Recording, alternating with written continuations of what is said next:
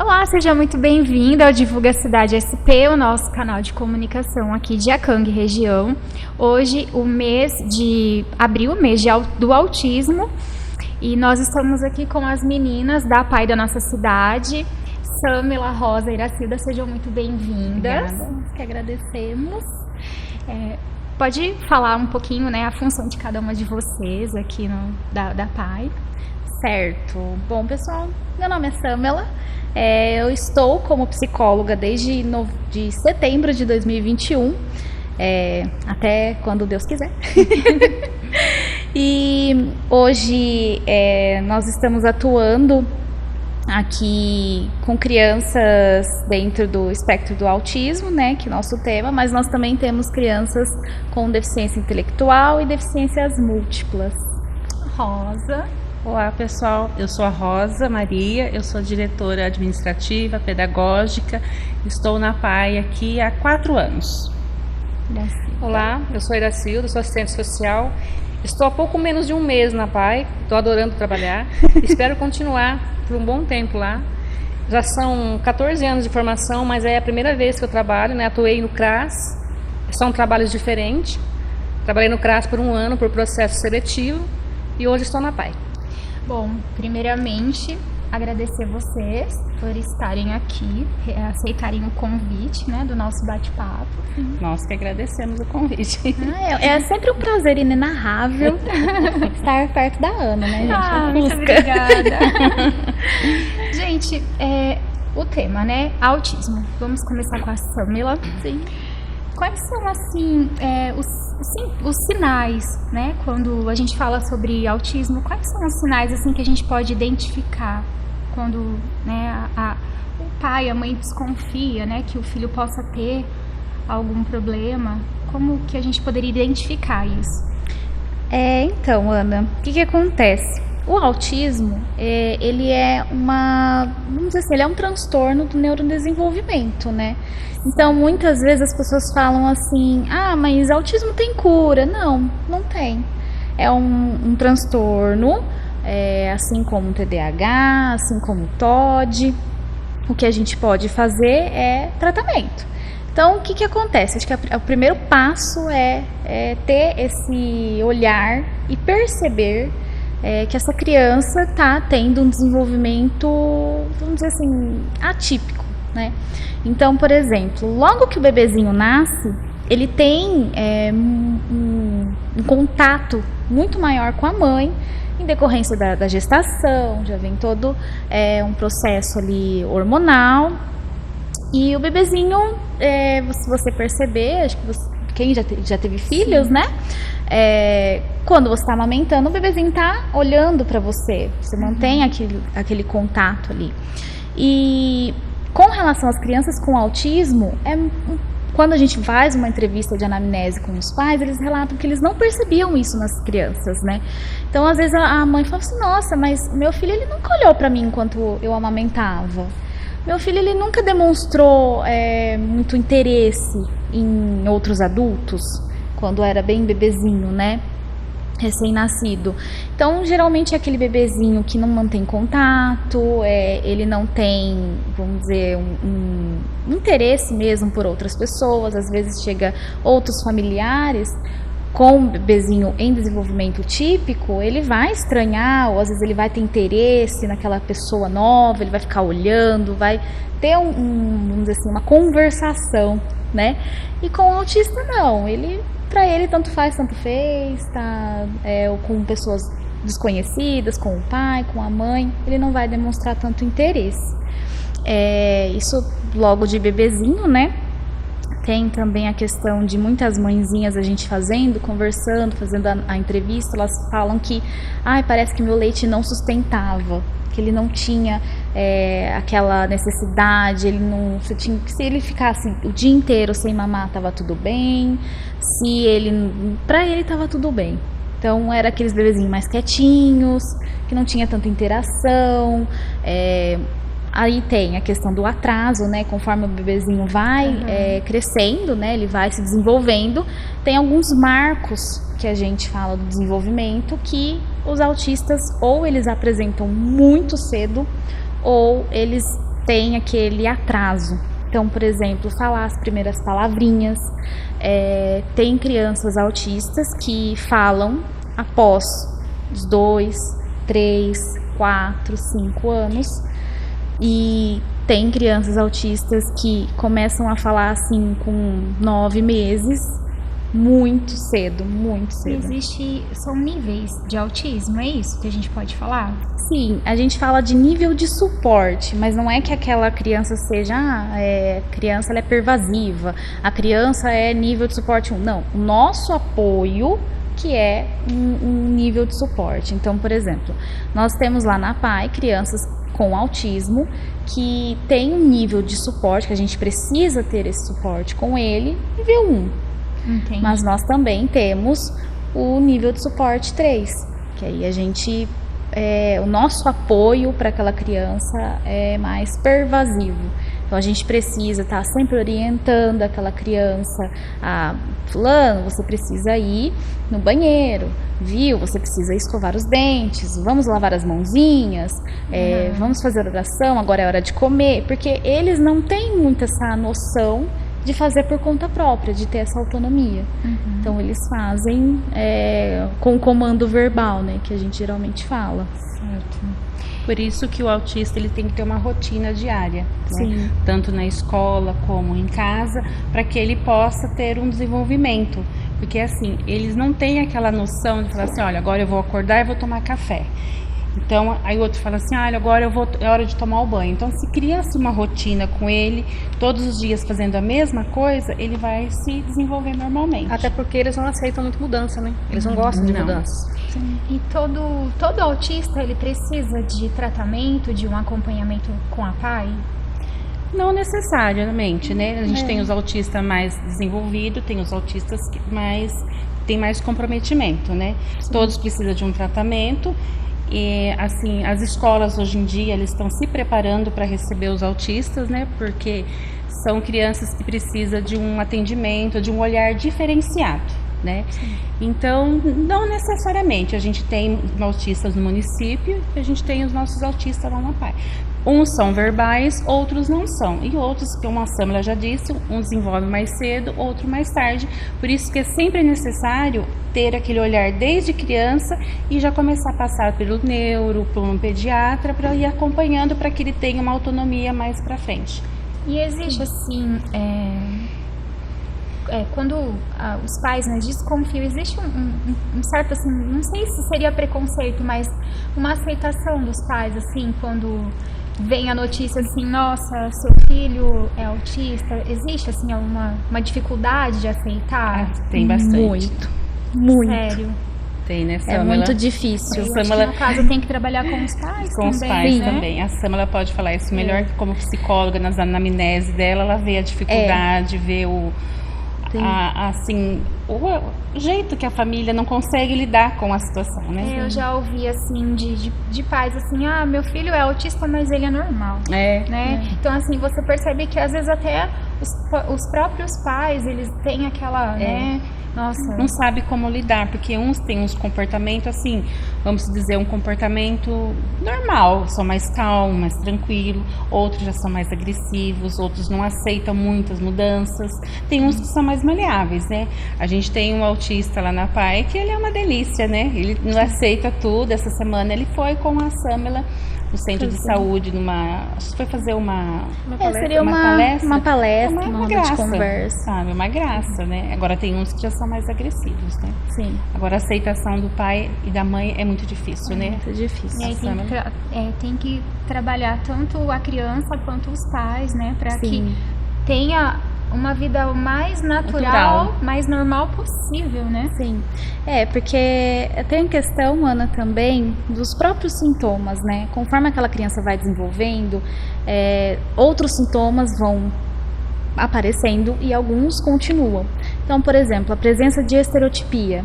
Muitas vezes aquela família vai no mercado e a criança tá ali, ó, só na estereotipia, ou ela começa a rodar. As pessoas que passam, muitas vezes não entendem aquilo e acham que a criança ou é mal criada, ou não tem limite, ou aquela criança que se joga no chão, ó, não deu a bolacha, ela tá aprontando. Esse pai, essa mãe não sabe colocar limite nessa criança, tem que bater. Gente do céu, a hora que fala pra mim que tem que bater, eu já surto. Eu falo, não, pelo amor de Deus, a gente precisa entender que no autismo existe a crise, né, e existe a birra. A criança autista, assim como todas as outras crianças, ela também vai querer o brinquedinho, ela também vai querer aquela bolacha, ela também vai querer assistir ou ficar até mais tarde na sala para poder ver a TV. Então, assim, eles vão ter além do diagnóstico, né, eles têm eles são seres humanos, né? Claro. Então, eles também têm essa necessidade. E, às vezes, as pessoas não entendem. Então, eu sempre falo para as mãezinhas, mas o que eu faço se meu filho se jogar no chão? Eu falei, gente, vocês têm que saber diferenciar a crise de birra. A birra, se você der o que ele está pedindo, ele vai levantar, vai ser como se nada tivesse acontecendo. Agora, a crise já não. A crise você pode dar tudo o que ele pediu a semana inteira e não vai parar. Então, as pessoas elas precisam entender que às vezes a criança que se jogou no chão, no meio do mercado, não é culpa dos pais, não é porque os pais são negligentes, né? Não dão limites para a criança. Pode estar acontecendo uma crise dentro de um autismo, né? Dentro de uma criança autista. Além, assim, das crises que são muito comuns, porque a criança autista, o que acontece com ela? O flapping ou as estereotipias, né? Elas são autorregulatórias. Mas só no autismo tem essa estereotipia? Não, o TDAH também é assim. TDAH, até mesmo pessoas típicas, né, que ficam, por exemplo, eu tenho esse negócio de ficar mexendo com as mãos. Então eu fico com as mãos, ou então eu fico me balançando, aquele até o próprio da gente se balançar assim com o pé, né, é uma estereotipia, né, e a gente faz isso para se autorregular. A criança autista, ela acaba fazendo isso com maior frequência porque os estímulos muitas vezes são demais. Entendi. Então, por exemplo, algumas crianças autistas não gostam de som, elas não conseguem ficar com muitas pessoas junto. Às vezes luzes assim incomodam também. Barulhos estridentes de moto, de cachorro latindo, isso vai acabar desorganizando ela vai se sentir muito mais nervosa, ansiosa, estressada, aquilo vai ficar muito pesado para ela e é onde ela entra em crise. Ou ela entra em crise, ou ela começa a ter esse balanceio, rodopiar, ou andar de um lado para o outro. E a gente, olhando de fora, fala, nossa, essa criança esse adulto, porque agora também tem essa, né? Muitos adultos estão sendo diagnosticados com autismo, né? De uma maneira tardia, né? E isso também é um assunto que a gente ouve falar bastante, mas antigamente não tinha autista, hoje em dia tem muitos, né? Mas acho que é a falta da informação. Antigamente não era mais assim, era oculto, né? Sim. Era as crianças que apresentavam, as crianças que apresentavam esses comportamentos, a gente achava que era falta de limite, que os pais não davam conta e na verdade já apresentavam sintomas, mas não tinha aquele conhecimento, não tinha um estudo que era hoje, né?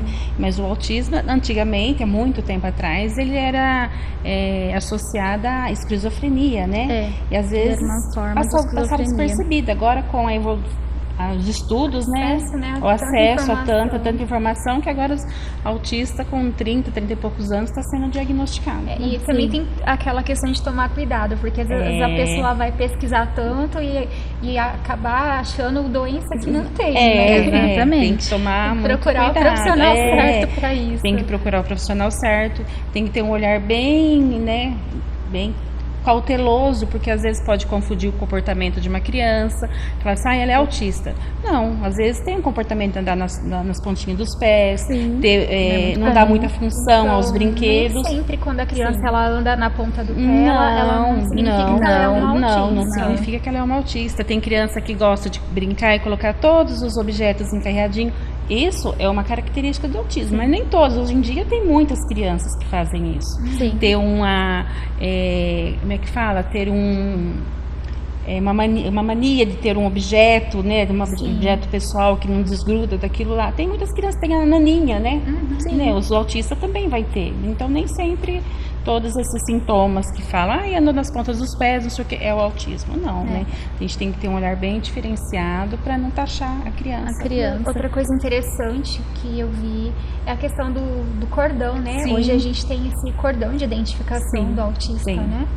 O cordão do autista ele é muito importante para a pessoa, né, de fora, né? Vamos supor, eles têm mais as prioridades deles. Supondo que eles estão no supermercado, a criança está com aquela birra, fazendo birra. Então, se ele está com o cordão, já vai ser identificado, né, que a criança é um autista. Temos o cordão que tem um quebra-cabeça, né, com formato de colorido igual um quebra-cabeça, e do girassol. Qual que é a diferença do... Eu acho que não tem diferença alguma. Tem alguma diferença do cordão?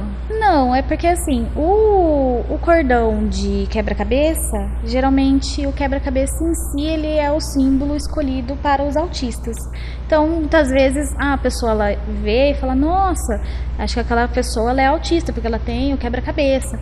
Agora, o cordão de girassol, ele pode ser tanto para autistas, quanto para TDAH, quanto para outros transtornos, né? Porque significa síndromes ocultas, né? Transtornos ocultos, dificuldades ocultas, né? Deficiências ocultas. Então, porque muita gente fala assim, nossa, aquela pessoa ali tem cara de autista. Autismo não tem cara. Eu acho isso muito interessante, porque eu falei, mas o que é uma cara de autista para você? É uma pessoa, não, mas é uma pessoa que tem dificuldade. Tá, mas a gente hoje sabemos que tem autistas que são médicos, autistas que são advogados, nós temos autistas em todos os lugares.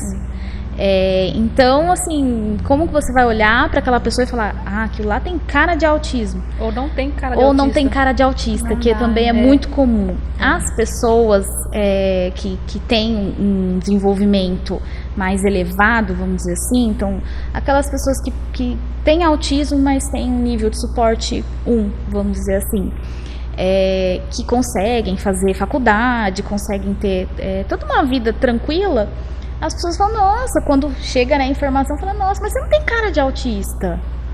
Aí a pessoa até fica um pouco sem graça. Hoje em dia, acho que com o advento da internet também, aconteceu muito essa questão das pessoas, delas olharem para aquilo e falar, nossa, eu sou muito parecido com isso. No TikTok tá bombando de pessoas autistas. Então, assim, eu sou autista. Mas você tem laudo? Não, mas eu sou. É o tal de procurar na internet. É o tal de procurar na internet. E aí, não, porque eu tive, quando era criança, seletividade alimentar, então eu sou autista. Não, porque quando eu era criança, eu andava na ponta de pé. Não, porque quando eu era criança, e aí vem toda aquela coisa que você fala assim, gente, tá, tudo bem, você pode ter tido isso, não tô falando que não, mas para ser autista, nós precisamos ter aí, vamos dizer assim, dificuldades. Então, por exemplo, dificuldade na socialização. Então, aquela pessoa ou criança, ela vai ter uma dificuldade maior de se comunicar com o outro. Por quê? Porque o autismo, ele tem, já é um traço do transtorno, essa dificuldade de compreender, por exemplo, expressões faciais, a questão de jargões. Então, muitas vezes, se você falar assim para a criança, olha, tá chovendo canivete lá fora, ela literalmente vai achar que tá chovendo canivete, ela vai morrer de medo porque ela não quer sair. Porque como assim, canivete tá caindo na minha cabeça? Eu não vou. Então, as pessoas, elas têm essa dificuldade de socialização, elas não entendem esses jargões, elas não entendem piadas. Se você falar para ela que 100 pessoas vão vir trocar essas lâmpadas, ela vai acreditar que vai caber 100 pessoas aqui.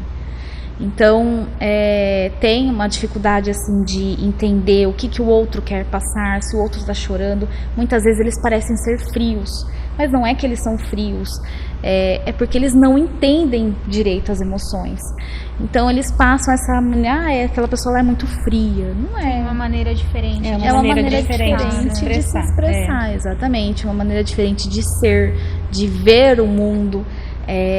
Uma criança autista, muitas vezes ela não vai entender o porquê que você está chorando, mas provavelmente ela vai estar ali junto com você. Ela não vai saber te abraçar, que alguns não gostam desse contato por conta da sensibilidade, né, sensorial. Então, até mesmo o andar na ponta de pé, a seletividade alimentar, essa questão dos abraços, do toque físico, dos barulhos estridentes, é uma questão sensorial, né? Então tem alguns autistas, eu digo assim, a maioria deles tem essas questões sensoriais mais afloradas, e tem aqueles que eles são o oposto, eles já não sentem tanto. Então, geralmente são crianças que estão sempre caindo, sempre se machucando, trombando em tudo.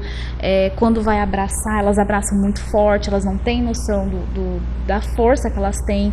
Às vezes, eu escuto muito isso, principalmente quando a criança é da pré-escola. Ele morde muito o amiguinho dele. Nossa, como ele morde a outra criança vem cheia de mordidas do meu filho. Mas por quê? Por causa dessa busca sensorial. Então ele quer sentir, o toque para ele não é nada, ele tem que ser uma coisa mais forte. Tanto que aí nós também temos aqueles objetos, né, que eles ajudam quando a criança entra em crise, que como se fosse um colchão pesado, né? Eles falam manta, tem um nome específico, mas é uma manta assim que você cobre aquela criança e ela tenta se acalmar ali. Às vezes eu, olhando assim em vídeo, eu falo, meu Deus, como que isso funciona? Mas, gente, sinceramente, vocês já sentaram em algum lugar, alguém já colocou alguma coisa bem apertadinha em você se sente protegido. E às vezes é essa necessidade que eles têm. Hoje... E não é um contato humano, né? Que para eles a sensibilidade, o contato humano, eles não aceitam. E esse contato com essa manta é um conforto, né? Sim. Acalma. E quais, assim, são os profissionais que um autista precisa do acompanhamento no dia a dia? O psicólogo? O psicólogo, a fono, o neuropediatra, né, que é o primeiro que acho que tem que buscar, né, que a gente passa por uma anamnese com a psicóloga, aí junta toda a documentação, aí eles é encaminhado por um neuro, e aí ele vai dar o diagnóstico, né, a psicóloga na Samela, ela só avalia, vê o comportamento, a necessidade, as habilidades, as potencialidades. Agora, para fechar um laudo, é um neuropediatra, esse sim que tem que dar o laudo, que vai ver se ele vai precisar de uma medicação, a dosagem correta, porque isso é muito importante também com relação à medicação. A gente tem problemas com mães, né, Samela, que não aceita a medicação, porque a medicação é assim. Todos precisam da medicação? Nem todos, tem casos que não, né? Às vezes precisa ali um calmantezinho, alguma coisa que é muito ansioso, assim, né? Mas coisas assim que com o decorrer do tempo também pode deixar de tomar, entendeu? E assim, eles precisam da medicação. Aí assim, o pai e a mãe eles relutam para dar a medicação. Por quê? Dependendo da dosagem, de acordo com a dificuldade do comprometimento da criança, é uma dosagem. Aí a criança, de uns 15 a 20 dias, ou talvez a um mês, vai ficar sonolenta, vai fazer o efeito contrário. A maioria dorme. Aí as mães falam, eu não vou dar mais porque meu filho só dorme. Mas tem adaptação da medicação de 15 a 20 dias, que depois que o organismo aceitar a medicação, ele vai ter uma vida tranquila. Precisa dessa paciência. Precisa dessa paciência, e a gente tem muita dificuldade. As mães relutam muito com a medicação. Sim. E não tem, assim, é importantíssimo para ele, porque a gente tem uma parte, quando a gente faz as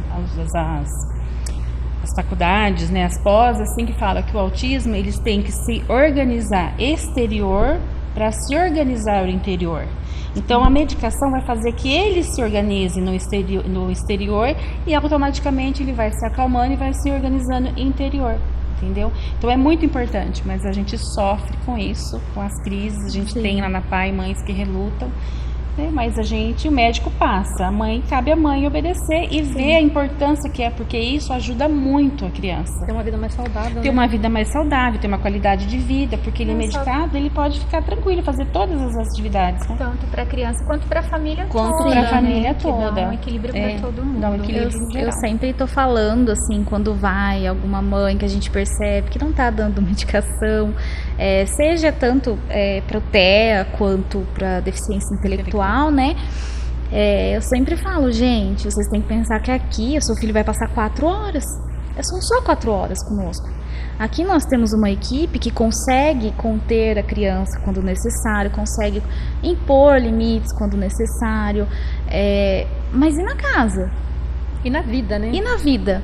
Porque a nossa educação na APAE, as nossas crianças, adolescentes, jovens, adultos, eles vão até 30 anos. Depois eles passam a frequentar o social, que é no período da tarde. Mas até aí, como que vai ser a vida dessa família, né? Qual que vai ser a qualidade de vida? Porque a gente tem pais que andam com as crianças para todo quanto é lado, conseguem se socializar com outros pais, vão para festa, vão para tudo, e a criança está junto.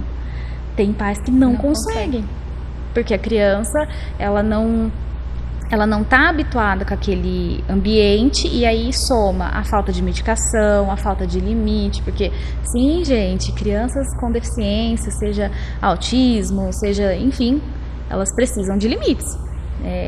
Porque o que eu sempre falava também ai, mas o meu filho, ele é um anjinho azul. Ai, meu filho, ele, nossa, tadinho, ele já tem deficiência, né? Ai, vou dificultar mais a vida dele? Vai, gente.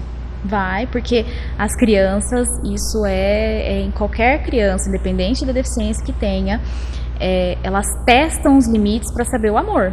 Então, o seu não, o não dos pais, é uma forma de amor, inclusive para as nossas crianças que têm deficiência. Então, não é porque tem deficiência que eu não vou colocar limites. Precisa, ajuda muito, porque a gente também tem que lembrar que é o seguinte: a gente não é eterno. E nossos filhos vão ser que pessoas quando nós não estivermos mais aqui? Porque uma hora a gente vai. E com quem que eles vão ficar? Será que essa pessoa vai cuidar do meu filho com o amor que eu estou cuidando? Então eu preciso preparar aquela criança para ser um jovem adulto independente. Para a vida, né? Para a vida. Independente das dificuldades que ele tenha. Hoje nós temos os usuários do social, né? Alguns são totalmente independentes, temos alguns que moram sozinhos. Olha só. Eles têm uma independência maravilhosa. Tem alguns que, infelizmente, não. E 40, 50 anos, mora ainda com a família, e tudo bem, né? Eles precisam de uma supervisão, né? Até mesmo esses que moram sozinhos, eles têm uma supervisão da família, a família está sempre por perto. Mas eu falo assim, aquela pessoa, ela vai tomar banho, precisa de alguém estar olhando para ver se tomou banho certo. Aquela pessoa vai comer, precisa ficar em cima, porque senão vai jogar tudo o prato no chão. Então, são etapas que a gente está sempre lutando com os pais. Vocês precisam ajudar seus filhos, porque a falta de limite, a falta de auxílio, assim, para fazer com que essa pessoa desenvolva, vai ser um problema lá na frente. Porque muitas vezes, a maior parte também dos nossos usuários do social, eles já não têm mais os pais, né? Eles estão com irmãos, com sobrinhos, com primos, com tios, então às vezes até com filhos, né? Então a gente entende que a pessoa que começou aquela história foi embora, mas aí o usuário ficou. E a importância também dessas crianças estarem frequentando a APAE, Sim, né? sim. Faz toda a diferença. Faz toda a diferença. Faz toda a diferença. A nossa missão é preparar, né, junto com a família, né? A gente tem que ter apoio muito grande da família, a gente trabalha em parceria, para que ele se desenvolva da melhor forma possível e tenha uma qualidade de vida normal, né? Que ele possa ir um dia, né, pai e mãe, se for, ele tem aí uma estrutura para ele continuar, né, a vidinha dele. Sim. E Rosa, falando, né, da APAE, falando da nossa cidade, né? Conta um pouquinho a história da instituição, quantos anos, né, existe aqui? Então, esse ano, em novembro, a APAE de Acanga faz 48 anos. Olha só. Né? Faz um tempo, né? Estamos chegando aí já. no jubileu, né? Então, assim, ela foi fundada em 75, né? Foi um anseio, uma necessidade de uma mãe, né? Por ter uma filha especial, e não tinha aqui na APAE. Ela, junto com o prefeito da época, que eu não me recordo, me desculpe, eles se uniram e formaram a PAI, que ela ficou como diretora por um bom tempo, é a Maria José Grigolin da Cruz, a Zezé, né? Então ela, junto com a família, né, e mais a comunidade, fundou a PAI de Acanga e nós estamos aí. Quando se fala de a PAI de Acanga, é impossível não lembrar da Dona Zezé. Exatamente, né? nossa Virou eterna muito diretora. Nessa eterna diretora. Inclusive, eu iniciei minha carreira como educadora na PAI daqui, né? E trabalhei por uns 7, 8 anos, né? Ela era diretora na época. Depois eu saí, fiquei 20 anos fora e retornei como diretora, que é uma honra para mim estar no lugar dela, né? Segunda diretora. Sim. E uma honra muito grande. E ela está sempre presente com a gente, ela faz parte da diretoria, sabe? Ela não se desliga, a gente sempre convida ela, vem tomar um café com a gente, vem. Ela é Sim. muito admirável. Inclusive, eu quero deixar um beijo para Dona Zezé. Sim, com certeza, um beijão. Um beijo pra a gente é muito grato por ela, porque se a PAI é o que é hoje. Ela foi muito batalhadora e ela fez isso pelo carinho muito grande pela filha, né, a Patrícia, que hoje, em homenagem a ela, a gente tem a nossa quadra de esporte lá, o salão que a gente, né, aluga para festa. O nome leva o nome da Patrícia, né? E assim, aí depois juntando com as outras mães, na época houve muita dificuldade, né? Porque não tinha médico aqui, não tinha psicóloga, mas juntas elas se uniram, batalharam e hoje nós temos a PAI aí formada, que é um orgulho para nossa cidade, né? Certeza. Pra gente. Eu só faz 28 anos que trabalho com educação especial, né? Eu tô começando e acho que vou encerrar minha carreira na PAI daqui. Iniciei aqui e com muito orgulho. Eu comecei agora, né? Que quase 2 anos aí, mas eu já não me vejo fazendo outra coisa, assim, porque é surreal. A gente pensa, assim, quando a gente sai da faculdade, a gente pensa que, eu vou mudar o mundo, né? Eu sou fodona, vou mudar o mundo. E aí eu me deparei com uma realidade que eu falei, gente, eu sou a pior pessoa do mundo, porque eu não vou mudar nada, não vou conseguir fazer nada. E aí, quando a Rosa me chamou para estar trabalhando na PAI, assim, eu pensei comigo, eu falei, gente, é um cargo, porque a gente já vem também de pessoas que foram muito importantes para a história, né? A Maria Cecília, né? Maria Cecília saiu, e aí eu entrei no lugar dela. Olha a responsabilidade. Como ser alguém como Maria Cecília. Que é outra também, que foi uma super referência. Sim, então eu falei, meu Deus, o que eu fiz? Eu não sabia praticamente nada sobre autismo, nada sobre deficiência intelectual. Eu falava, meu Deus, o que eu vou fazer agora? O que eu sei fazer é estudar. E eu enfiei em curso, hoje eu tenho uma especialização em saúde mental. E agora, se Deus quiser, esse ano eu concluo meu TCC com o tema de deficiência intelectual e autismo, né? Então, eu vejo que para quem quer iniciar nesse ramo da família paiana, que é uma coisa assim surreal de bom, eu falo que a primeira coisa é enfiar a cara nos livros, é estudar, é entender, é saber de cabo a rabo o que criança acontece com tal criança, tentar mesmo ter esse contato maior, porque eu falo também que assim, os livros ajudam demais, mas o contato ali com eles, gente, é surreal, assim. Eu sempre digo que uma vez que trabalhou na PAI, não consegue se desligar. Não dá. Né? A gente cria um amor tão grande. E assim, é prazeroso, a gente, é trabalho de formiguinha, dia a dia, no comportamento, na aprendizagem, na dificuldade e tal. Sim. Mas quando a gente alcança alguma coisa, gente, é uma felicidade que não tem igual, né, Sam? Você disse tudo, é muito amor envolvido. Muito amor envolvido. Até a gente tem até um logo que a gente vai ter novas camisetas, né, uniformes, que atrás está escrito Apaixone-se por nós. Olha né? só, que lindo. Então, é um trabalho assim, você faz, né, um trabalho que você estudou, adquiriu, mas você faz muito por amor também. Sim.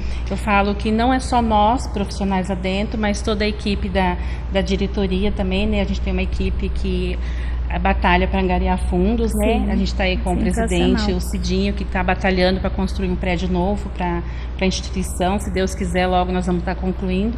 E tudo isso a gente conta com a colaboração da cidade, né? A cidade ajuda muito a gente, sabe? Sim. É assim, todo mês, aquele corre-corre, a gente batalhando ali, batalhando aqui. E a sociedade está sempre nos apoiando nas nossas festas, nas nossas vendas das nossas coisas, né? E se Deus quiser, logo a gente vai estar concluindo o nosso prédio novo. Deus quiser. A nossa cidade, ela é muito acolhedora. Sim. Meninas, eu quero agradecer mais uma Imagina. vez a presença de vocês aqui. Ai, a gente que agradece Nós que a agradecemos oportunidade. o convite, a oportunidade de estar falando Que sobre a nossa é PAI. muito importante, né? Sim. Esse tema, assim, tá em alta. Acho que todos os lugares que você vê, tá brotando autista, tá tendo isso, tá tendo aquilo. Então, muitas pessoas têm dúvidas, né? De como funciona, como toda criança precisa de APAE, toda criança com deficiência ou com autismo precisa de APAE, toda criança precisa tomar medicação. Então, tirar essas dúvidas é muito importante, Nós estamos né? sempre de portas abertas para Estamos acolher, sempre de portas pra orientar no abertas. que for preciso. Sim. Fazer uma visitinha também? Quem quiser fazer uma visita, fiquem à Vamos lá. vontade. Estaremos lá. Isso aí, meninas. Muito obrigada mais Obrigada. uma vez. Nós que agradecemos.